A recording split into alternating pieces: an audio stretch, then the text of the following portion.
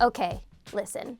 To me, there is no other anime out there that screams the word iconic quite like Cowboy Bebop. A whopping 20 years after its initial release, this is still one of the most influential anime in the entire history of the medium. With its 20th anniversary in 2018 and a live-action series currently in production, what better time to discuss the show than now? I don't want to have my hopes up too high, but my only wish for the live-action show is for them to cast a real Welsh corgi to play Ein. What can I say? I'm a simple girl. But what if I told you that there's a new anime hitting the scene that bears a striking resemblance to director Shinichiro Watanabe's iconic shows like Bebop? One that could be argued to be this current generation's Cowboy Bebop in terms of style and substance. Today, we're going to be talking about the boxing underdog tale of a lifetime, Megalobox. Before we dive deep into our analysis, however, let's take a little look at the history of Megalobox.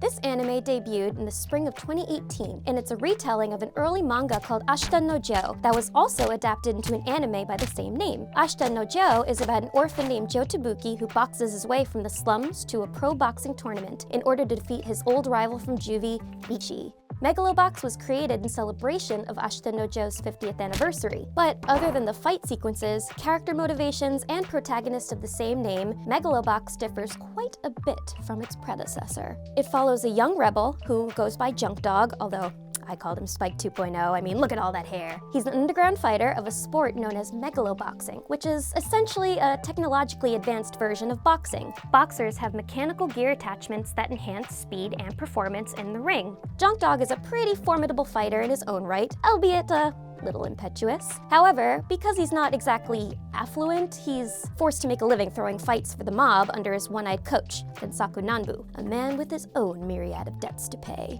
Junk Dog's life is forever changed when he's faced with the hunky megaloboxing champion, Yuri. Junk Dog and Yuri duke it out in the underground ring, and unsurprisingly, Junk Dog gets his kicked in. Yuri leaves Junk Dog with a challenge. If he wants to have a serious rematch, then he needs to enter the Megalonia Championships and fight his way to the top. Since Junk Dog is probably a stubborn tourist like myself, he takes him up on this challenge and enters the illustrious worldwide tournament. Illegally, of course. With the help of Nanbu, as well as a little street urchin boy named Sachio, Junk Dog raises his way to stardom under the name Gearless Joe, boxing without the assistance of high-tech gear, proving himself to be the real deal, no frills at all. In an interview, Megalobox's director, Yo Moriyama, discusses what influenced him when creating the series. When asked about his particular animation style and how it's reminiscent of a more classic anime look, Moriyama states that he's inspired by the animation of the 80s. His experiences watching anime on VHS tapes and tube TVs meant a lot to him, with their rough, fuzzy textures affecting the overall look of the show. Some of his other 80s influences include Yoju Toshi, Cyber City OEDO 808, and even Akira. With Megalobox, Moriyama wanted to invoke a feeling of nostalgia for the 80s and 90s anime, so he downscaled the art and then upscaled it back to 720p, giving it a more blurry, less glossy sort of look.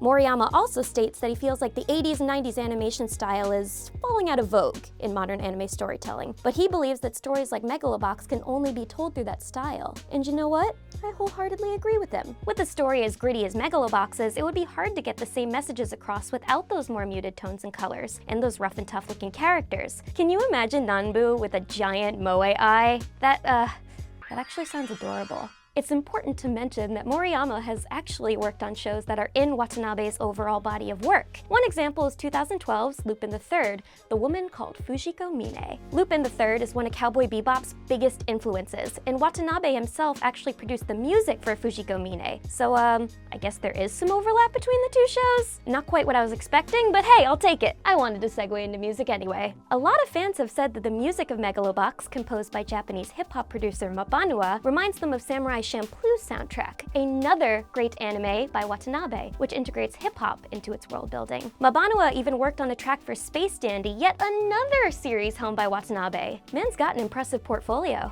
Despite the famous director not directly working in the series, you can see his work within the DNA of Megalobox. I find it so fascinating how, like in Champloo, the music goes kinda hand in hand with the story, and at times, it's absolutely crucial to a story beat. Get it? Beat, like a hip-hop beat. Think about the world that Junk Dog lives in. Ostracized from a wealthy city that holds the Megalonia tournament, Junk Dog and his crew inhabit the more working-class outskirts. Hip-hop seems like a perfect choice. There are even times that characters burst into rapping monologues, venting their frustrations about a world that is unkind to them. It's actually also pretty similar to the music from the series Devilman Crybaby. These verses have a much darker tone, but they also act as social criticism. I don't think the music would have nearly the same effect on the shows if it was, let's say, J-pop. Although that image is kind of tickling the funny bone right now.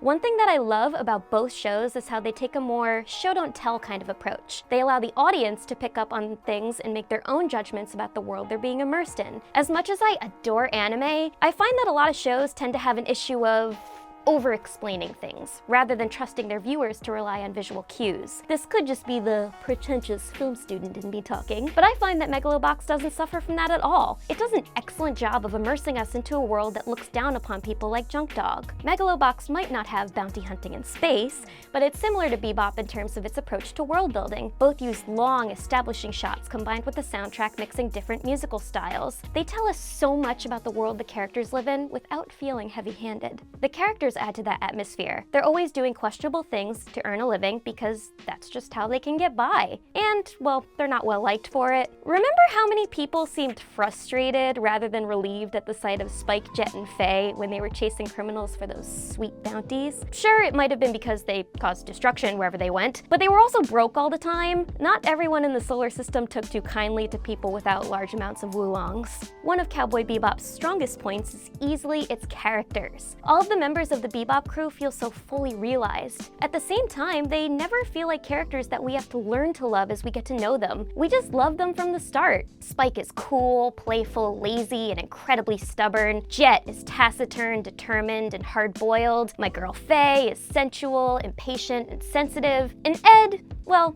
Ed is Ed. All of these characters are adored for who they are now, rather than who they were before becoming bounty hunters. Learning their backstories only add to their character, rather than defining who they are. The same can be said for Megalobox. One of my favorite scenes in the entire series is the introduction to technologically inclined trash child, Sachio. Sachio and his little street rat friends act out a plan to steal cameras from some poor schmo. First, they plant a remote-controlled mouse into the schmo's display while he's distracted. Sachio takes control of the mouse while his friends go about stealing the cameras. This one scene tells us everything that we need to know about this character. He's precocious, mischievous, and good with technology. It's only later on in the series that we get a glimpse into his backstory, but by that point, we already deeply care about Sachio. Junk Dog and Nanbu get similar treatment. Although we know that Nanbu is a con man and a lot of debt to the mob, it doesn't exactly matter how he got there. What is more important is the character that he is now, sloppy, but incredibly loyal. I don't think we even learn anything about Junk Dog's past, but we still know so much about who he is through him simply being Gearless Joe. He rejects what society deems to be the norm and instead represents the underdogs of the world. Or,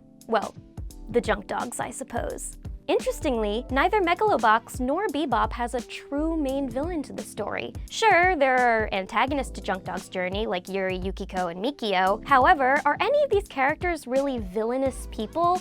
No. I wouldn't say so. They're people with their own goals and motivations in life, and they don't want this scrappy, tough and tumble, gearless Joe to get in their way. If anything, they're just products of this high-tech world and further complement the world building. And yeah, we could argue that Vicious was a villain in Cowboy Bebop, but he was really only an antagonist to Spike. The only reason Spike wanted to settle the score with him was because of personal vendetta, not because of all the people Vicious slaughtered or anything. Where would you get that idea? You know how Cowboy Bebop is more of a collection of vignettes? Well, Megalobox operates on a somewhat similar level. Sure, it has an overarching story, unlike Bebop, with Junk Dog at its center, but like Bebop, it's told as smaller anecdotes within the whole story. I'm not exactly the biggest fan of boxing, so these smaller stories are what caught my attention. After all, the best side of a series is that it can draw you in regardless of the subject matter. Thank you for attending Dorrie Screenwriting 101. You all get A's. Even you, Adrian.